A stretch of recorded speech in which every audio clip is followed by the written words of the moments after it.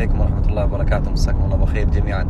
يا أخواني، من البشائر الطيبة انتشار ما يسمى بتاج الأذكار، التهليل 100 مرة، انتشاره عند الناس، التزام الناس به.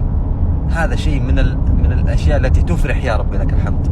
الناس قديما يمكن ما يلتزم بهذا الذكر إلا رجل يعني قوي الإيمان. يمكن كثير من الصالحين يقصر بهذا الذكر، لكن الآن بفضل التذكير، لما الناس صاروا يذكرون بعض، يوصون بعض بهذا الذكر العظيم، انتشر، تواطؤوا الناس عليه، رجالا ونساء، كبارا وصغارا، يحرصون على هذا الذكر العظيم. وهذا كما قلت لكم يا أخواني بفضل التذكير. التذكير له فائدة. لا تقول الناس ما يستفيدون، الناس يستفيدون بإذن الله سبحانه وتعالى، لكن خلك مستمر بالتذكير. لهذا الله سبحانه وتعالى يقول: وذكر فإن الذكرى تنفع المؤمنين. وذكر فإن الذكرى تنفع المؤمنين، فيها نفع، فيها فائدة.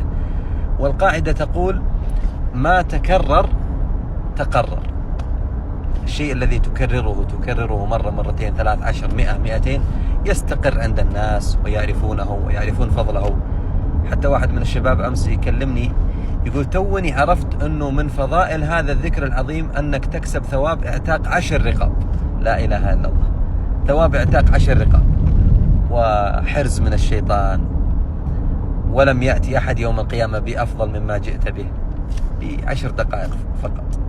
أسأل الله جل وعلا أن يعيننا وإياكم على ذكره، وأن يعيننا على الدعوة إليه، وأن يعيننا على تذكير إخواننا المسلمين، إنه جواد كريم. شكرا لكم.